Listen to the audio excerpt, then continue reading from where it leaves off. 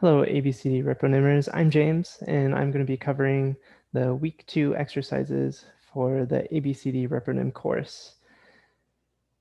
I think some people had trouble using the shell for the first time, which is very understandable. So I thought that I would cover some of the questions to see if that helps anyone get a better understanding of what's going on. So as you can see, I am using Windows. I have Docker installed, and I'm using Windows Subsystem for Linux, which essentially follows this guide, which is outlined on Neurostars within the ABCD-ReproNim course. So in order to get that set up, I needed to have, I believe you may need to have Windows Pro, or Windows 10 Pro in particular, but I am not positive that's necessary. So go through the documentation here and see if you can get that set up for yourself.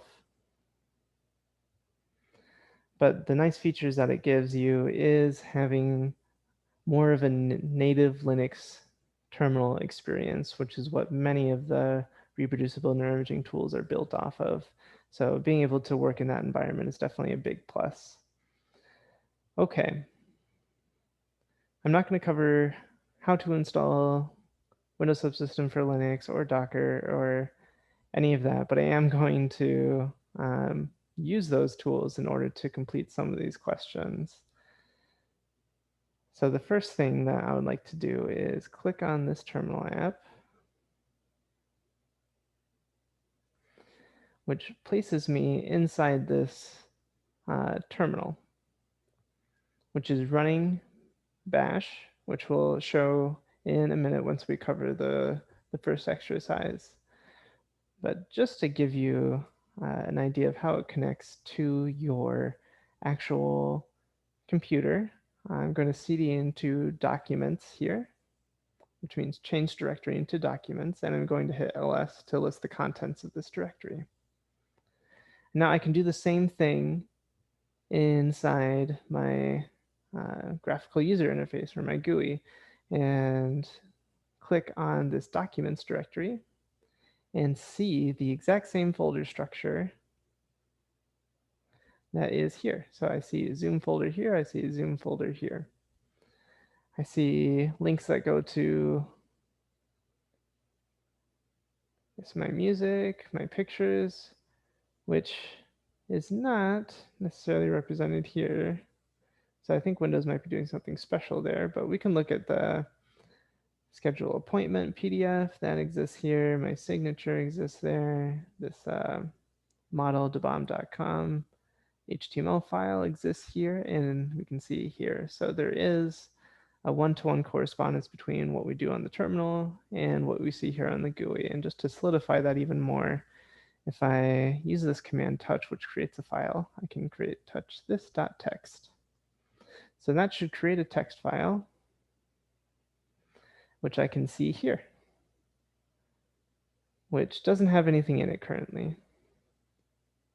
But I could add in some text here. My name is James. I could save that.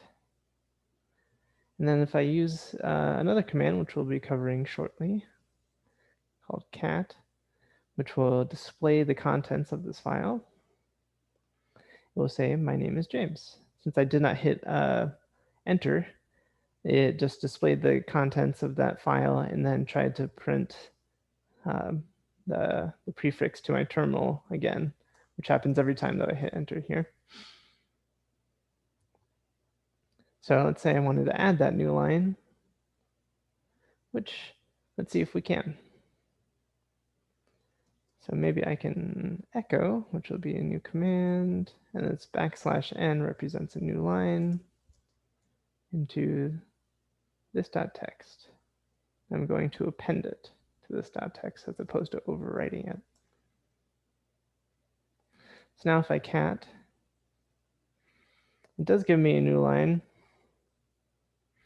but I think it didn't quite work the way I wanted. Anyways, That's the terminal. And as you can tell, I don't know what I'm doing half the time either, and it's just kind of approximate guesses. But still, once you practice enough, you gain a set of fundamental skills that allows you to make educated guesses and to try things out without fear of failure too much. Since a lot of the things that are on here are backed up or otherwise reproduced somewhere else. Okay, so now that we've established a correspondence between terminal on here and the GUI, we are going to move on to running a Docker instance, which I also call a container. So this container will contain a program called Jupyter Hub, or Jupyter Lab, I should say. And Jupyter Lab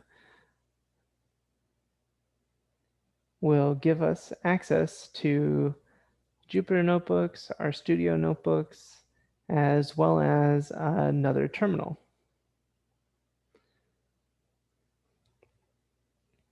So if you want to have the exact same software that the enrolled students are running, then this will be the ticket or the way to do that. So as I said, I already have Docker installed, and I'm going to cd into the directory which I've prepared for this. So I'm going to change directories into projects, into ABCD-ReproNim hub, and that is ABCD-ReproNim. And I will remove that directory using the rm command, abcd, and I will make it again with the makedir command, abcd-repronim. And so the reason I know about these commands is merely the fact that I've used them a ton at this point.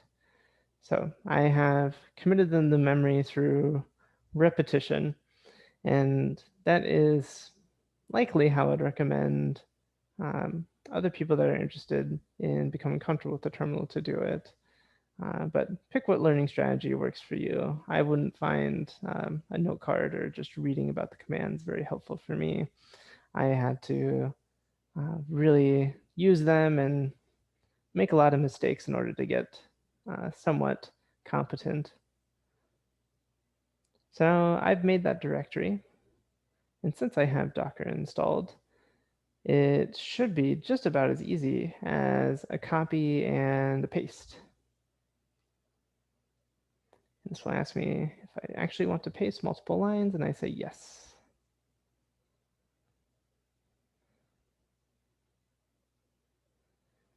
And I should be able to change that commit, since they said the specific tag will change throughout the course as we update the container. So here is the tag. So I'm going to copy that with Control-C, and I'm going to paste it here with Control-Shift-V. And now if I hit enter, it should start downloading this container. So since I've already built this before, some of the parts already exist, and Docker will be intelligent and just download what is different between the version of Satra ABCD-ReproNim that I had before and this new version that exists. So as soon as this finishes downloading, I'll be off to the races, and this will be running in my terminal. And what will be very cool is that I will be able to visit a place through my browser that will give me access to the contents or to this container. So I will be able to do my work within this running container through my browser. and I'll no longer need to go through this terminal in particular. Another factor, as it's downloading, that's important to note, is this -v option, which is mounting this path, this ABCD-ReproNim directory, which we just made here. It is mapping that to home, Jovian, Jovi, I'm sorry, to this directory. So whenever I make a change to this directory, it'll be represented onto my terminal here. So just as the GUI corresponded to changes to the GUI corresponded to changes in the terminal, the reverse is also true. And terminal responds to changes in the GUI. And furthermore, changes in this container will also be reflected in the changes in this directory.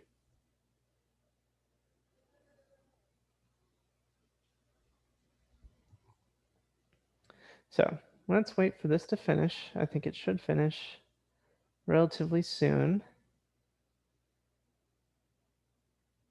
And where we'll be able to go is, as I said, in my browser, and that URL will be specified after this container starts. So it is starting, and it has started, and it will say copy and paste one of these URLs. So I'm going to copy and paste this URL.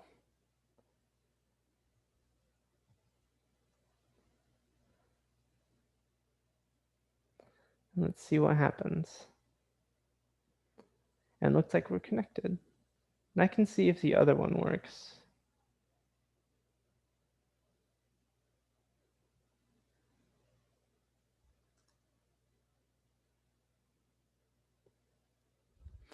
That one could not be found. Okay.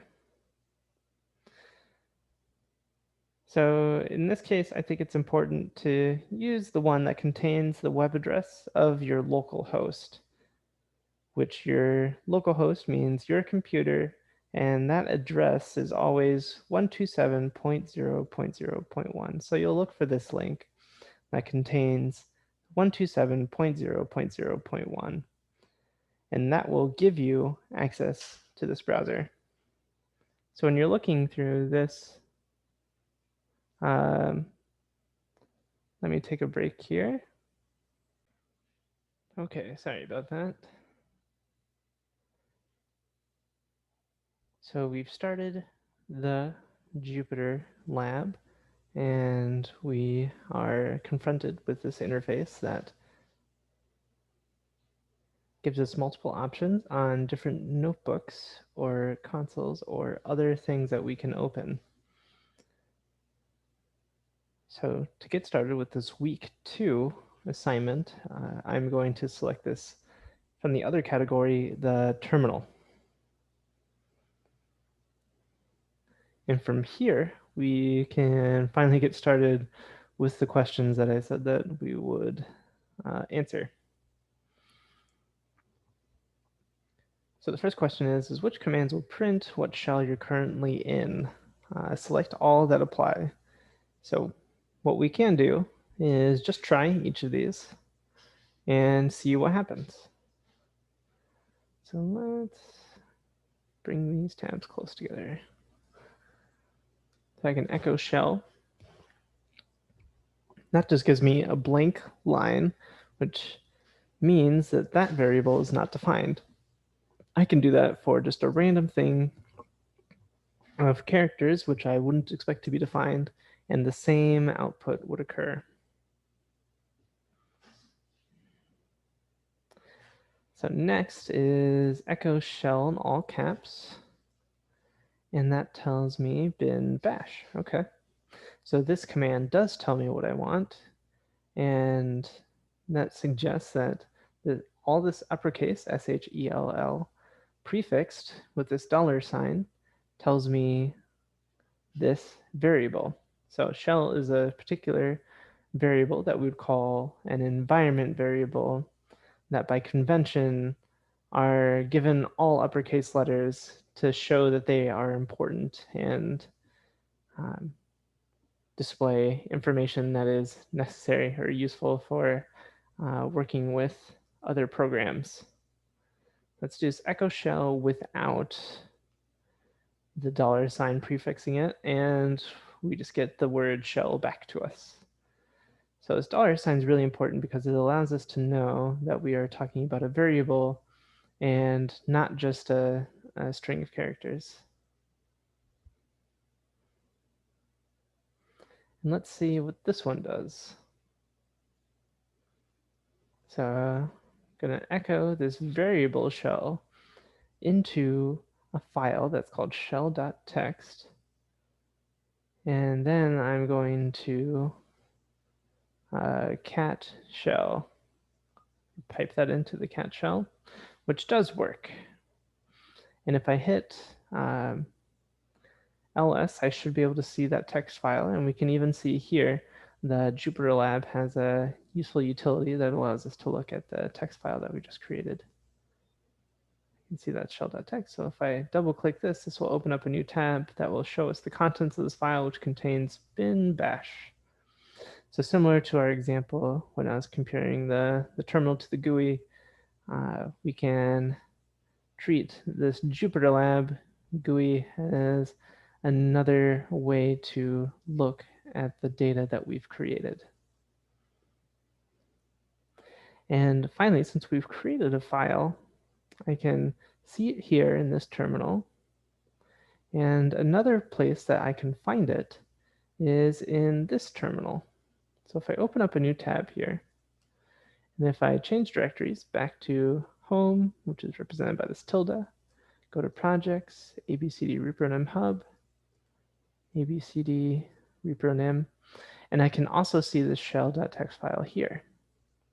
And if I apply the same command cat to this text file, I can see that it also contains bin bash. So this is the same file that exists here. And if I were to remove this file here using the terminal, I would find that it is also removed inside this container. So I can run that command again, just so we have it. And then it exists again. All right.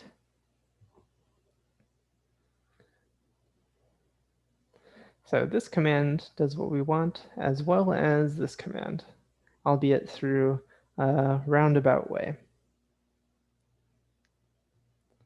So question 4, grep is a bash command used to match patterns and expressions. Using only one line in the terminal, find how many lines contain the word pattern in the grep user manual. So the grep user manual, let's see if this gives us a better look just by placing these side by side. It kind of works. Let's see if we can make that just a teensy bit bigger. All right. Now clear, and that gives us a clean slate. Okay. So the grep user manual. The grep user manual I can get access to by typing man grep. Nope, I cannot.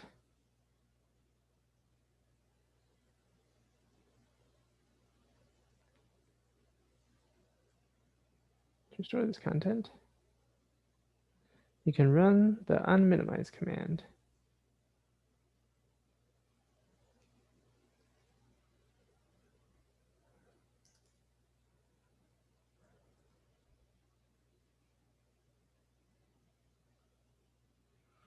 So I will not do that for now. And, or let's just see what happens when I try. Permission denied. Let's see. I have no idea what the password would be. Okay. So it actually looks like we cannot complete this assignment using the Jupyter Lab terminal. That is good to know. So we will hop over to this area, and I'll continue the exercise here. So I can type in man grep, and this will take me to a little interactive page that describes in detail what the grep command does and all of the options that you can use to modify its behavior. So grep has a default behavior of finding patterns within files, but all of those behaviors can be modified or otherwise changed with the addition of what we would call flags. So let's see how many times the word pattern is within grep. So we're going to do a little meta, get a little meta here, and we're going to man grep. That's going to give us the manual, so all that text that we just saw. And I'm going to pipe that into the command grep, where I look for the word pattern. And let's say I want the number of times that occurs. So that gives me a line per each time the word pattern occurs.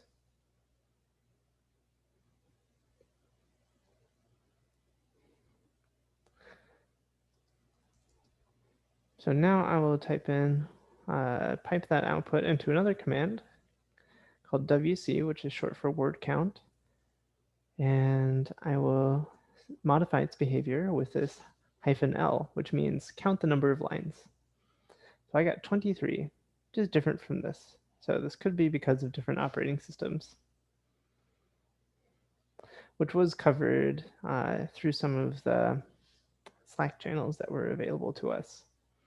Now, different operating systems have different versions of grep or different installations of grep that would give different output because the manual is written differently.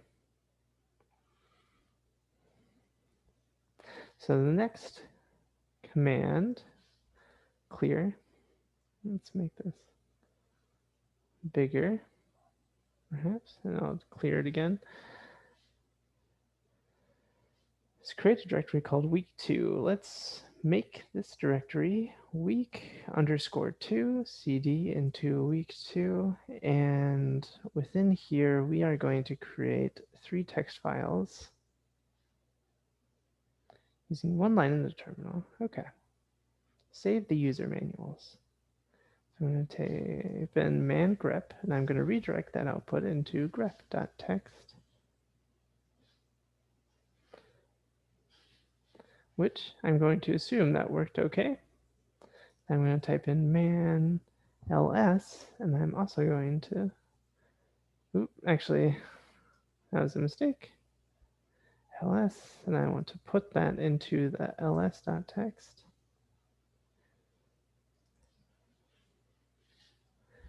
And what was the other one? Cat. I'm going to put that into cat.text. So if I hit ls here, I should see the 3 files, cat, grep, and ls.text.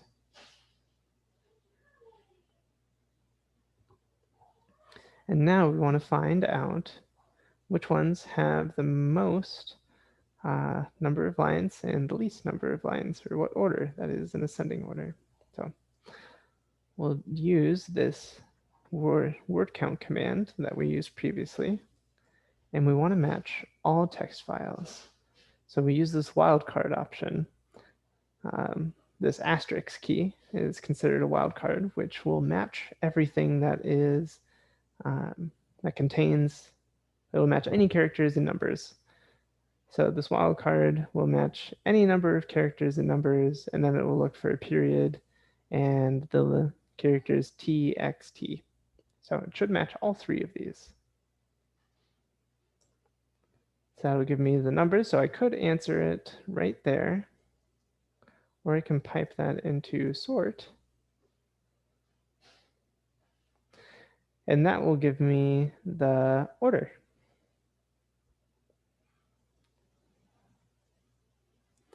So it looks like on my machine it is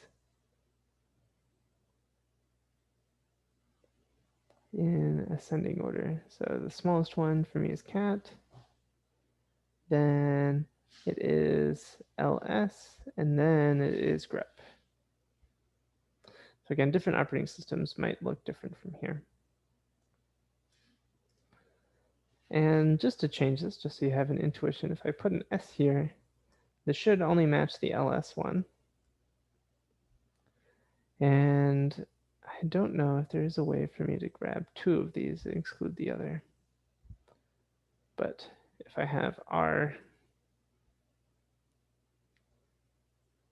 here, then that will just grab the grep one. So that's any number of characters or numbers, and then I expect the character R, then there can be another set of any number of characters and numbers, which in this case just matches grep in this directory. Okay, so question 6. Within the week2 directory, create a new directory. So, and directory is the same as the word folder in case anyone was confused. So I'm going to create a new directory or folder called user manuals.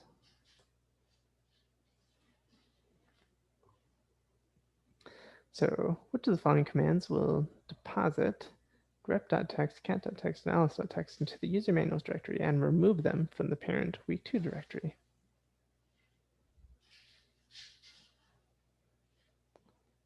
So let's see. Will this one do what I want?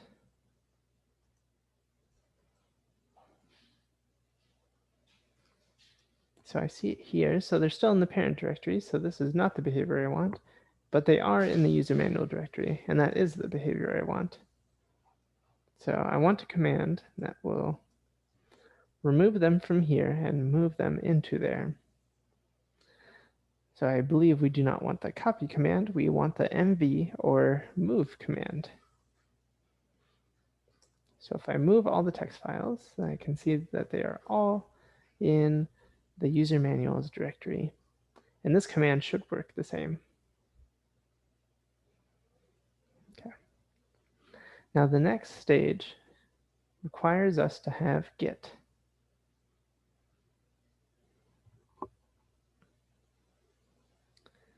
So let's go back, since I think we can, to our Jupyter Lab instance.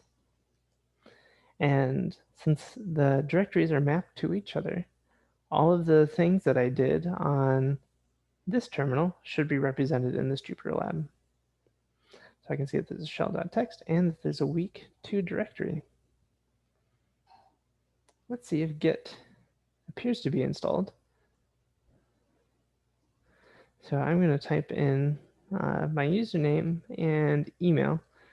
I can do git config, and I believe it's global. And I want to set my user dot name to James Kent.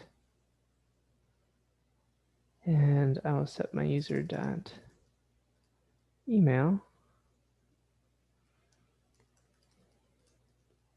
as jamesdkent21@gmail.com. Perfect. I believe this link will give us more information on how to do that.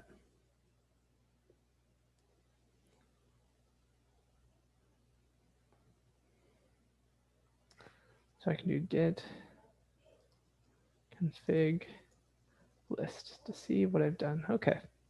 You can see that my username and my user email have been created for me. And here is the commands that they show here.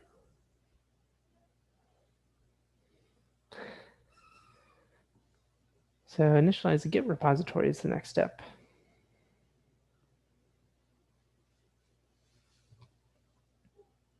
So I can initialize the Git repository by typing the git init.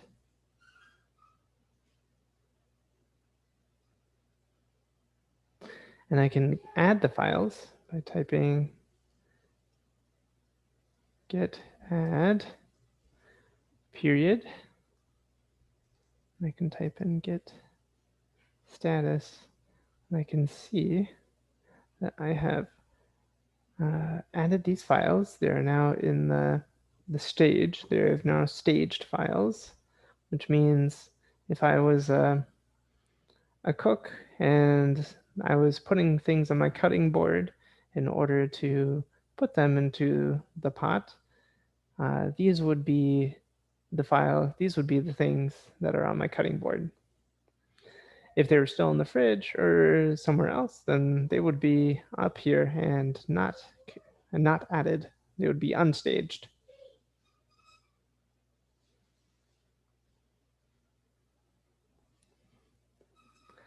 So now it suggests to commit them. So I'll say git commit m. I'll say add grep cat and ls manuals. Okay. Now I'll type git status again, and it'll say on branch master, nothing to commit, working tree clean. So by default, there is this concept of branches that I will not go into in depth, but the default branch that you're always on in which you make changes is called master. But we can change which branch that we make changes to, which I believe will be one of the next questions. Create a branch called new feature. Check the git log. Okay. So I'm going to type in git branch. I'm going to call it new feature. I'm going to make this big again and clear. And I wonder if I can, there we go. So hopefully that's a little bit clearer. So I created the branch, and if I type in git branch just by itself, I get an error message here, which is just the program trying to say, it's trying to use this command less, but less does not exist. It's saying that we are on master. So that's what this asterisk means. But it's also now showing that we have another branch. So the motivation here is sometimes you want to try things out and you want to have a branch in which you can try these things out before you merge it to master, which master could be an already working or an existing piece of software or documentation that you do not want to mess with currently because it's working and you're using it and you want to make sure that new feature will work before you merge it or combine it with master. So the next question has us to check out the branch. So I'll type in git checkout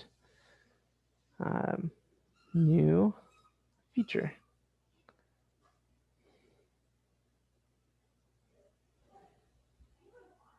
So it has me creating a new file.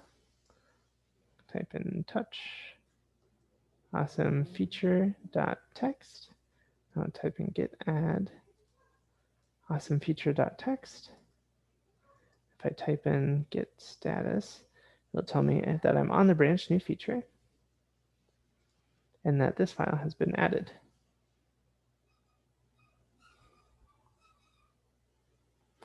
And it wants me to commit it. Okay, so then I will git commit m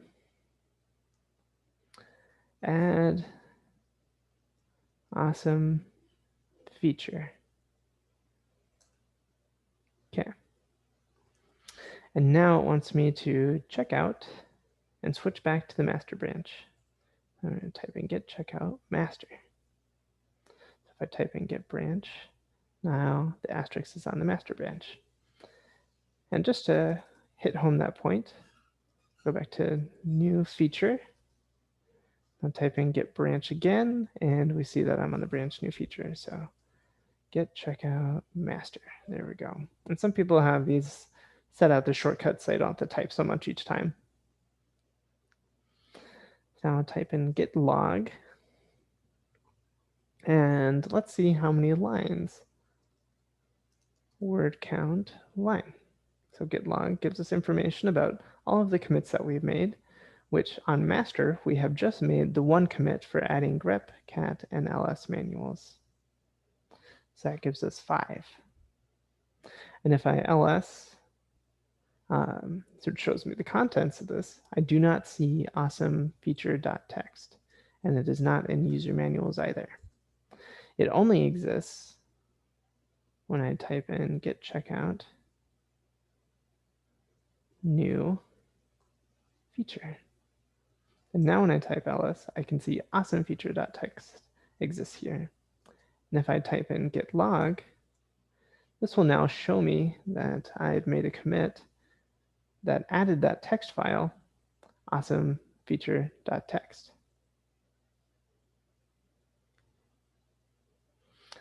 Okay, so that's everything for week 2. We've covered a rapid introduction to the shell, as well as some features of Git. So hopefully seeing it being done through the resources that you have access to makes it a little bit easier for you to complete the exercises as well. So with all of that, I hope that you gain some information from watching this and hope that you're able to complete this assignment.